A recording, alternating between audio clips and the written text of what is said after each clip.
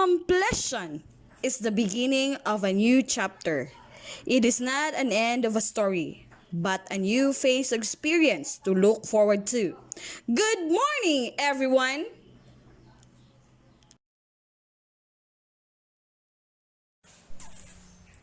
The Department of Education, Region 10, Northern Mindanao, and the Division of Lanao del Norte, Anacorita Tongco Rubillar Elementary School presents to you the Moving Up Ceremony. To start with, let us all stand for the Philippine National Anthem, to be followed by the opening prayer, regional hymn, division hymn, and the municipality hymn.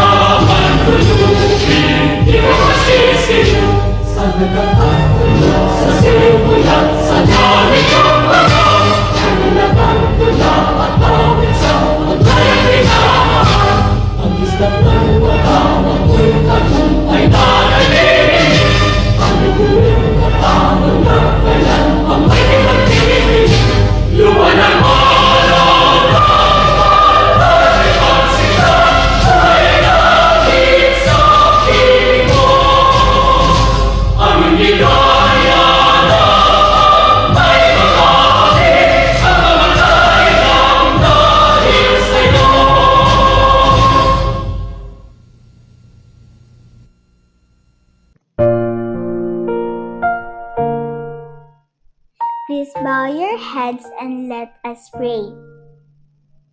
Dear Jesus, please show me how to spend this day sharing your love in every way. Help me to be kind to everyone, to play and laugh and have lots of fun, shining your light and giving your grace, sharing your joy with a smile on my face. Angel of God, my guardian dear, to whom God's love commits me here. Ever this day be at my side, to light and guard, to rule and guide. Amen.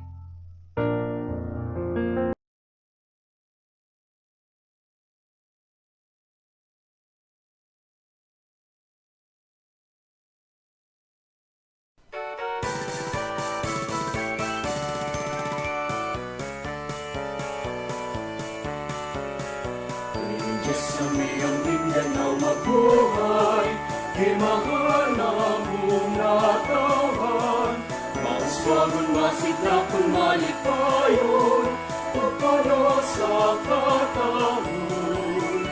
Magpapiling kaning kasing-kasing, ang kabanaan o kamalipayon.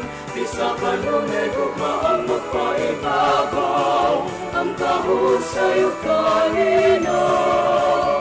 Mabuhay ang iyang Mindanao, yutan na among natawan.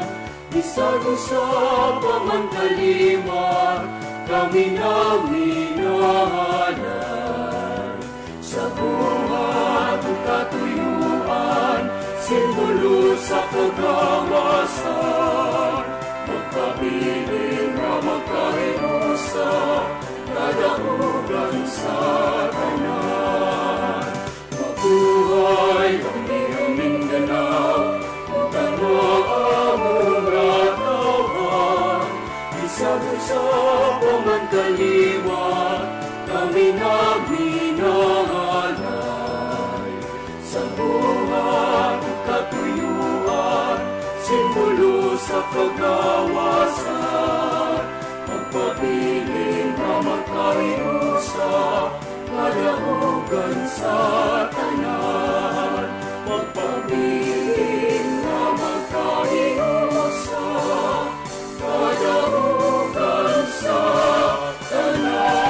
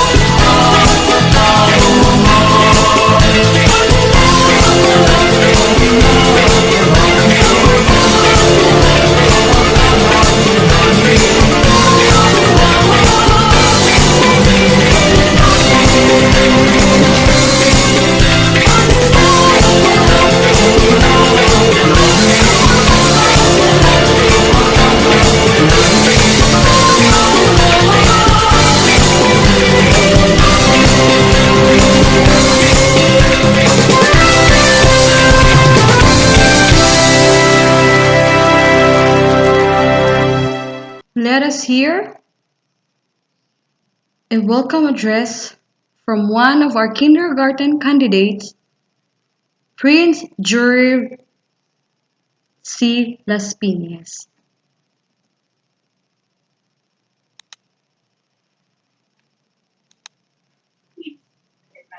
Television superintendent, vision personnel, barangay officials, our school principal, teachers, parents, and fellow competitors.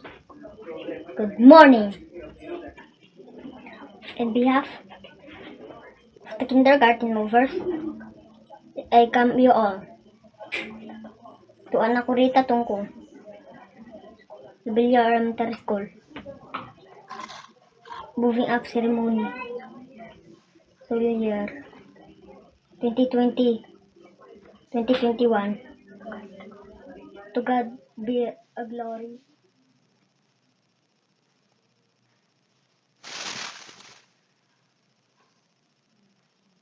Let us hear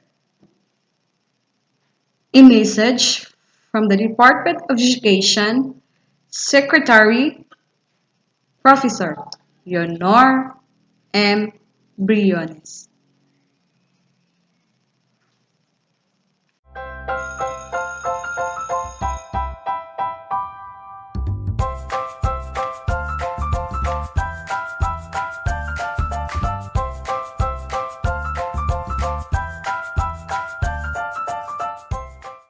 Good day to each and everyone who is attending virtually present at this time of our graduation ceremonies for our beloved and very precious graduates for the school year which ends at this time.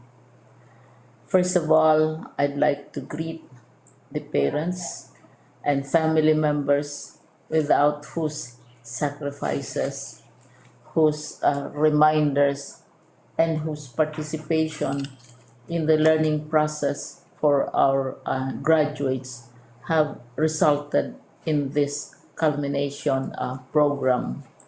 Uh, this year, your role has changed drastically, where we've always believed that the matter of educating our children rests nearly exclusively on our teachers and our staff.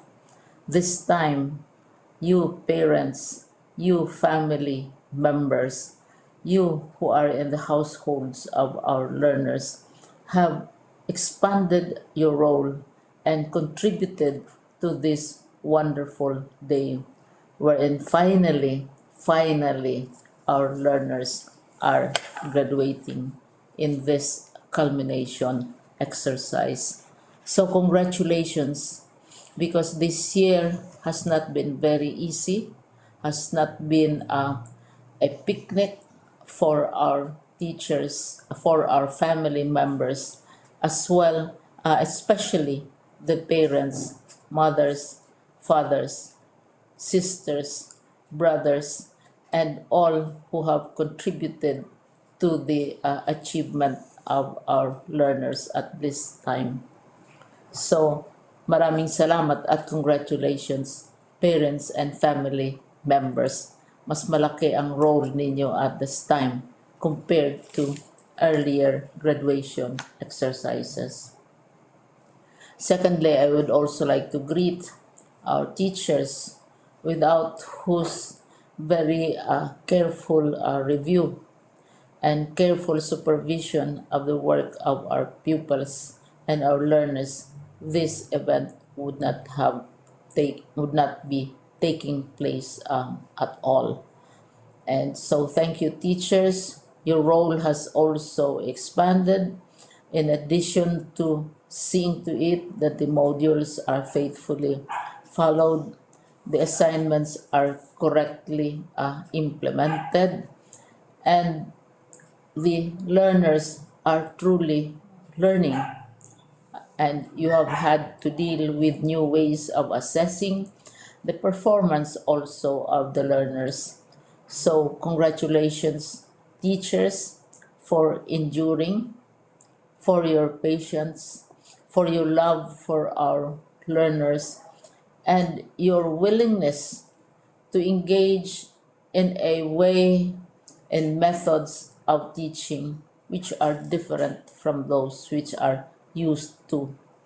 Assessment must have been especially difficult for you, especially since you were not able to see most of the time our students in face to face meetings, and most of the meetings, of course, were virtual. We'd also like to thank the local government units for their interest, for their cooperation, and for their continuing contributions to the needs of education, even as our children do not go to school.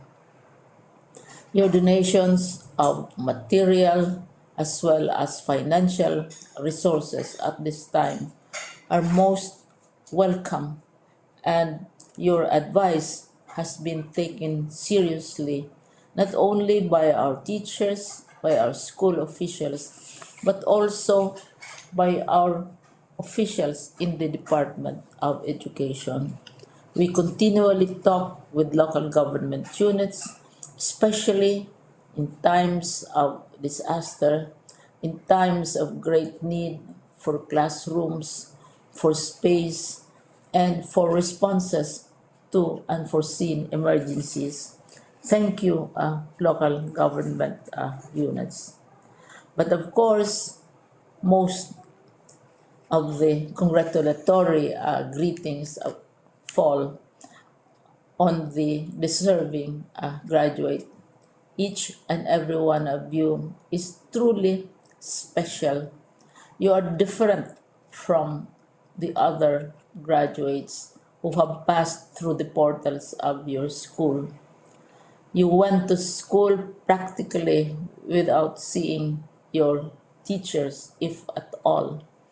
You went to school with your parents, your mothers, and your fathers hovering over your shoulders and seeing to it that you are able to complete your assignments.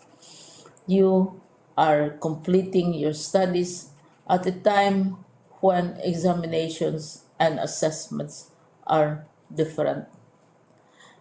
You are culminating these long months of hard work at this time, even as you have to do family chores, even as you are distracted, and even as your world has turned upside down, and it seems and it appears as if we don't know what the future holds and what will happen next.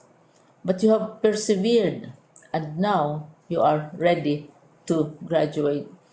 And therefore, you deserve each and every bit of congratulations from us in the Department of Education, from your parents and family members, your teachers, from the officials in local government, as well as in the parent teachers associations. You deserve each and every single congratulatory pat on your back, each hug virtually, of course, and each greeting, which I am sure you are also receiving virtually. I don't know if you will remember this event many, many years from now. I have tried to recall myself who our graduation speaker was when I finished high school and when I finished my college studies. All I remember is that the graduation speaker was someone important, someone who was invited because that someone is supposed to give a message.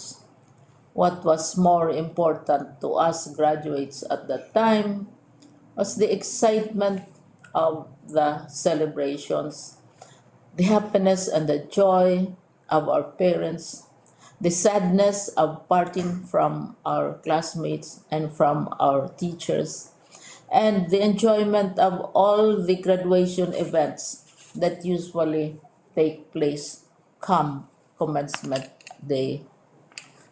When I was a college student, we had a series of events which were designed to embed in our minds, which were designed to help us remember and not forget our days in college. We would spend one whole day going around the campus, visiting the classrooms, saying goodbye to our teachers, and sharing memories. We would have bonfires to say goodbye to each other. We had baccalaureate services where we committed ourselves to God and we prayed for guidance when we go out into the world. So many celebrations, and the speaker, of course, is the least important and easily forgotten component of the graduation exercise. Nonetheless, I will exert all efforts to share with you what I see are things or issues which a graduate should remember and recall. I have said that you are very special. You are very different. You are pioneering. There has been no other class like your class. There has been no other graduate like you as a graduating student because you are the very first graduate of the blended learning response to education in the Philippines. And so you ask yourself, what awaits you in the world outside? You can either work because the kind of curriculum you survived and underwent as a student will enable you to go to work if you wish to go to work.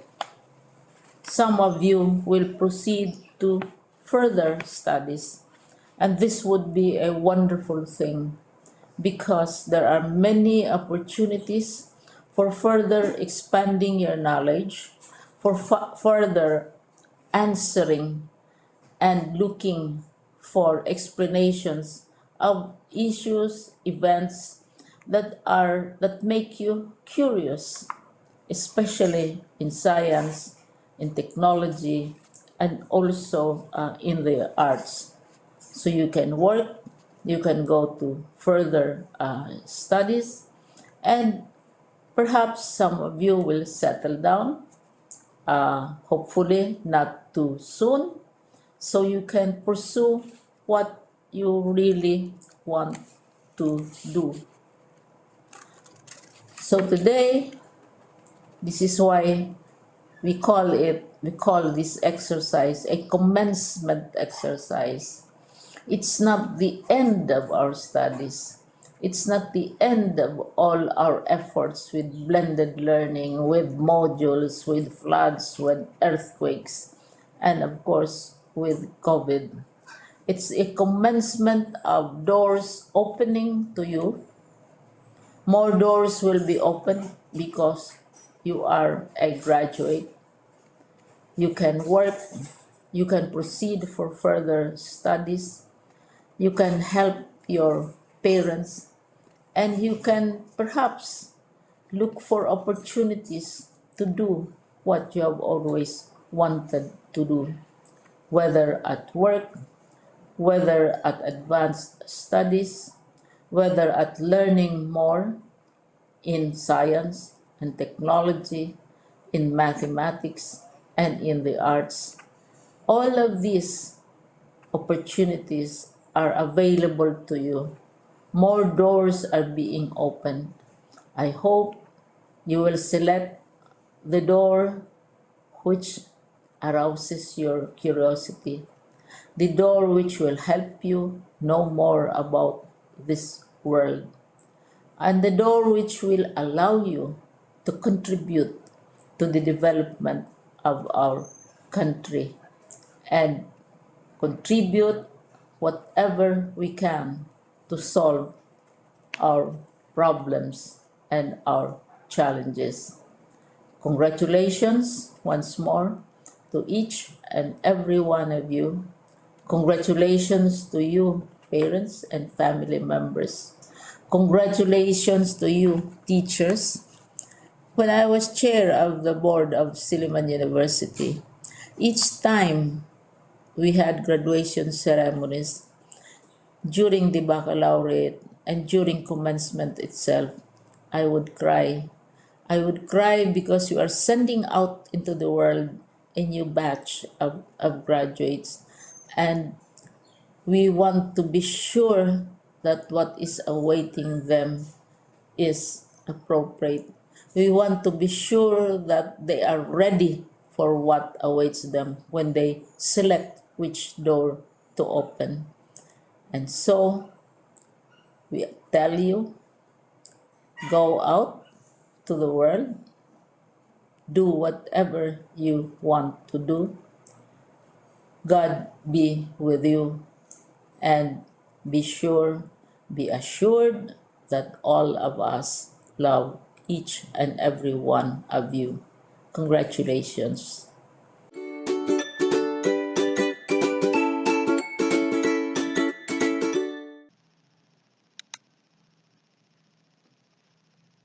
And another message from Region 10 Northern Mindanao, Regional Director Dr.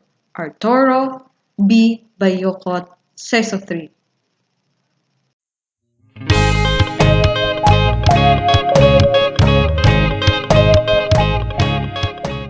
Isang maalab at matagumpay na araw po sa ating lahat. Mula dito sa amin sa Kagawaran ng Edukasyon sa Amihan ng Mindanao. Graduation, completion, or moving up ceremonies are testimonies of excellent coordination, genuine hard work, and great love. When the COVID-19 pandemic struck the world, hitting the various sectors including education, the Department of Education, through the competent leadership of Secretary Leonor Magtolis Briones, firmly accepted the challenge to continue education, bravely wrestling with the challenges of the pandemic and unceasingly finding solutions to address any emerging problems. Amidst all these difficulties, emerged excellent coordination across all levels of governance and the different stakeholders, with the teachers at the forefront of delivering the basic education learning continuity plan.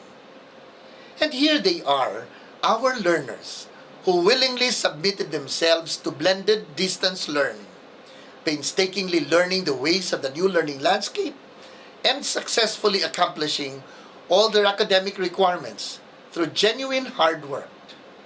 But these successes would not have been possible if not for the great love of the parents and guardians who have been selflessly offering their prayers, time, and resources. In other words, the successes of our learners, our teachers, our leaders, and the Department of Education at large, with the unwavering support of all our stakeholders, are products of our collective decision to succeed as one family. On behalf of the entire DepEd Region 10, allow me to thank and congratulate everyone for this great feat, which attests that DepEd indeed is on track. But just like what is said in our theme for this year's end of school year rites, strengthening quality education amid COVID-19 pandemic, we need to be on our toes. The COVID-19 pandemic is real, and so are other education emergencies. All together, let us rise from this pandemic, recalibrate our learning continuity plans, and continue to deliver quality education for our learners, the heart of DepEd 10. Muli, binabati ko ang lahat ng nagtapos sa taong ito. Hangad namin ang inyong patuloy na tagumpay, anumang landas ang inyong tatahakin. Pagpalain nawa kayo ng poong may kapal. Marami pong salamat. And from the Division of Lanao del Norte, Schools Division Superintendent.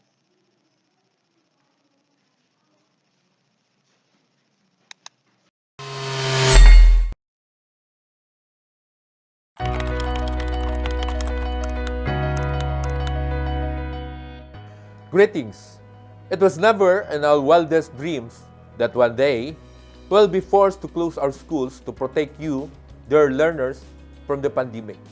I know that what happened in March last year when we had to forego the commencement exercises after President Rodrigo Roa Duterte announced that the country was placed under the state of calamity saddened those who were supposed to proudly receive their diploma certificate of completion with their parents who waited for this precious moment that marked as an important milestone in their lives.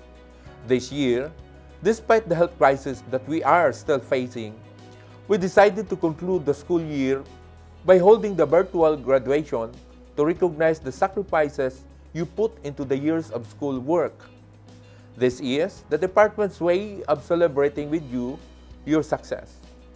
Dear graduates, completers, this year's closing exercises with the theme Strengthening the Quality of Education Amid the COVID-19 Pandemic is a historic occasion signifying our victory as we have succeeded in pursuing our mantra of sulong edukalidad and in fulfilling our duty as mandated by the Philippine Constitution, and that is to protect and promote the right of all citizens to quality education at all levels, and shall take appropriate steps to make such education accessible to all.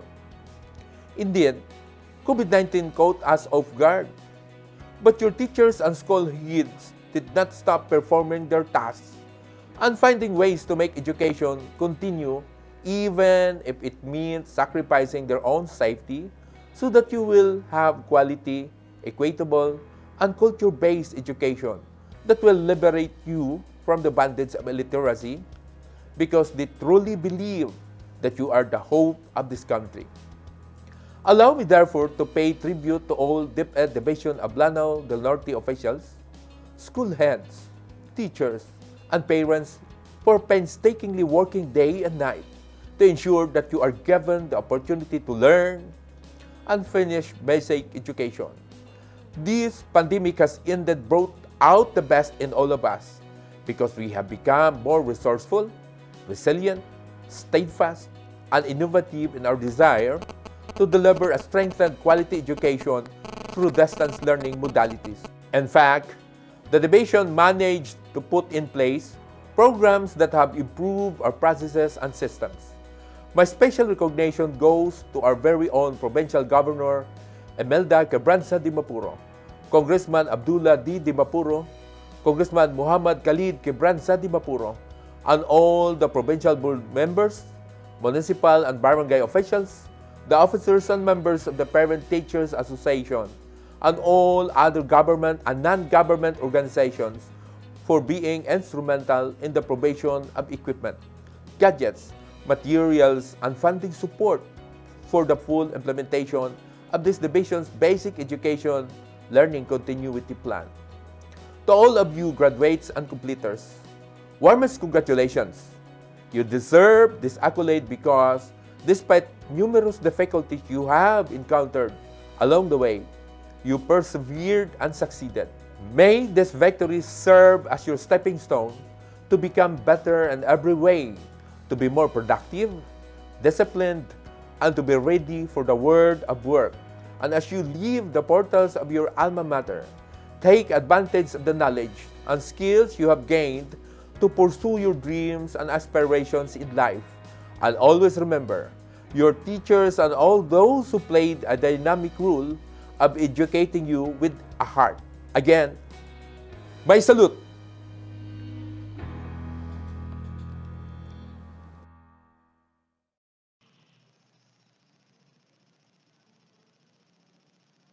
The Anacorita Tongco Rubillar Elementary School presents to you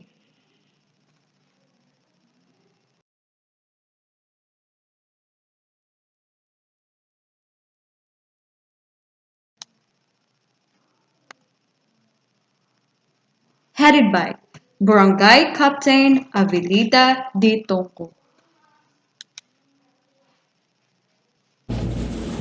and the proud parents of the kindergarten batch 2020 to 2021. A hand please.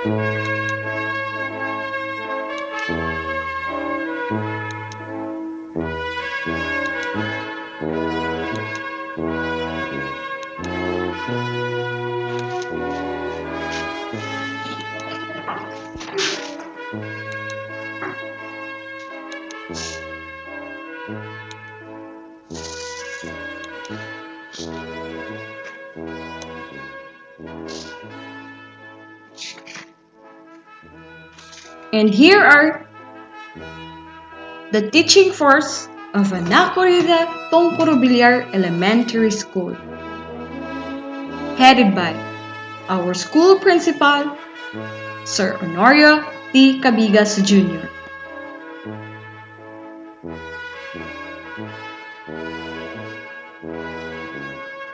Yelan T. Sakayan, our school ICT and a subject teacher. Annalyn B. Bernardo, the grade 6 teacher. Mary Antoinette P. Imutan, grade 5 teacher. Genevieve T. Lirin, grade 4 teacher. Romelyn D. Eulogio, grade 3 teacher. Lisa L. Buo, grade 2 teacher. Livy D. Campesino, master teacher and a grade 1 teacher. And the kindergarten teacher, Zaira C. Borland.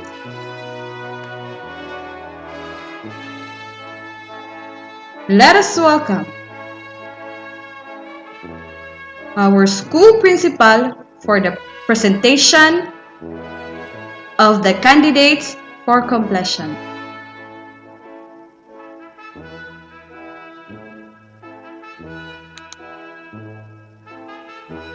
As the school principal of Anacorita Tongco Rubillar Elementary School, I have the honor to present to you the 29 members for completion, of which 16 are boys and 13 are girls. Sir Edelberto M. Pinaria, our beloved Schools Division Superintendent. Sir, the candidates for completion for your confirmation.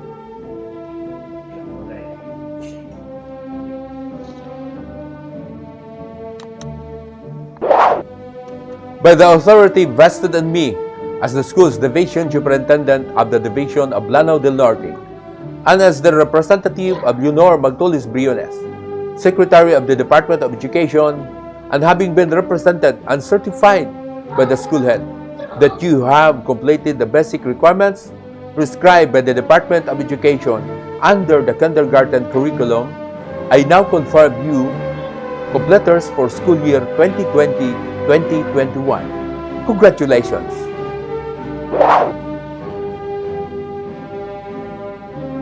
Now, let us welcome the completers of kindergarten batch 2020 to 2021.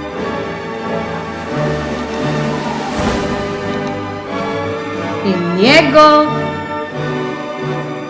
C. Bindijo, Aero Sky Zion C. Brisas, Zion E. Dalugdo, Argel P. Dayundon, Prince Jorel C. Las Piñas, LGS Linamas, Cairo Hill T. Lirin, Kian James R. Marinda, Juvens A. Neri,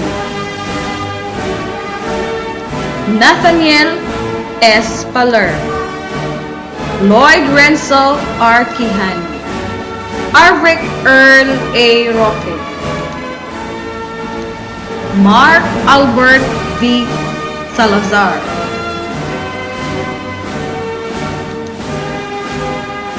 Mardy P. Salumag Jr., Andre Kyle B. Tachado, John Carl H. Tariman, Nicole M. Apay, Rian Rose B.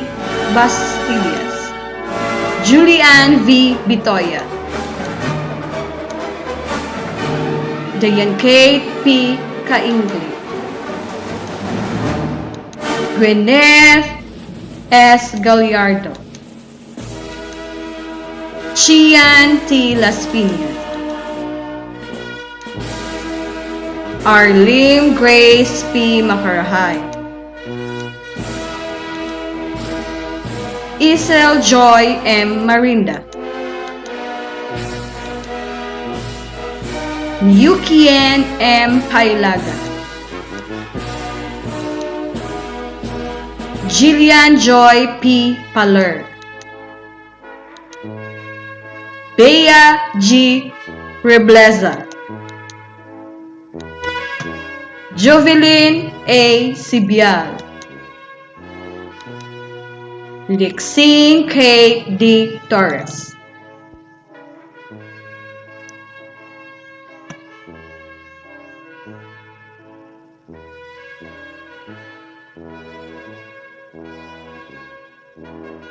on behalf of the kindergarten completers, let us welcome Aerosky Zion C. Besas for his message to everyone.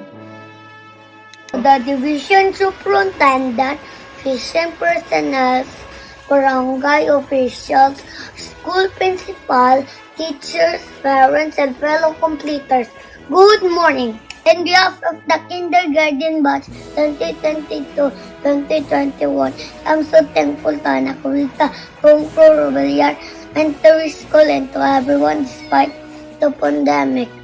We still learn to write, color, match, count, and play and read. Above all, thank you, Father God, for the unfailing protection to us all. For the school year 2020 to 2021, and to all the parents, stakeholders, and everyone who are involved in this new kind of education because of the pandemic, let us hear the kindergarten teacher for her closing remarks.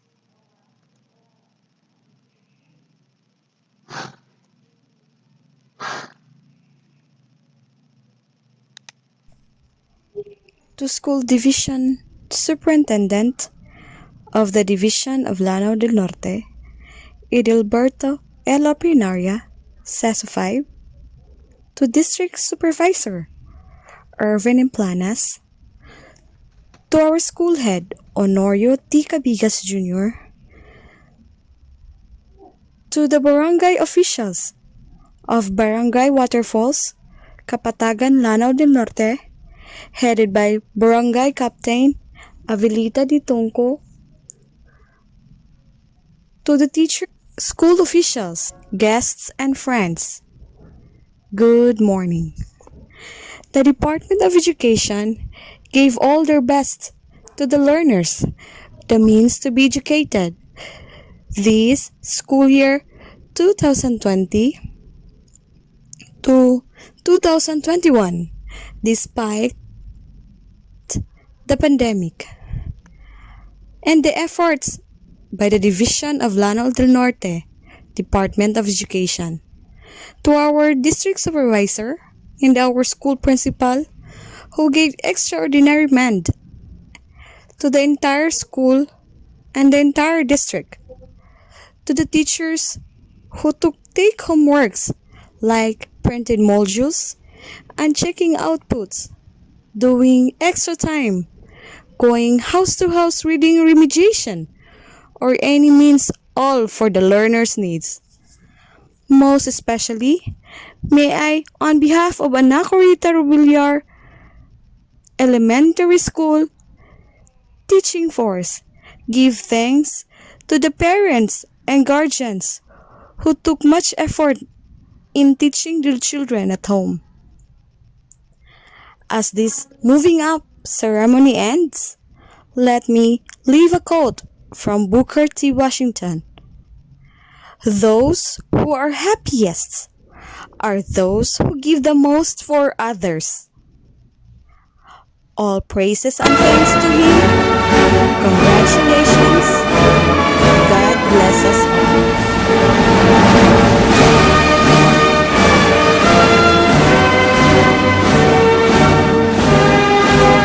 Congratulations, class of 2024.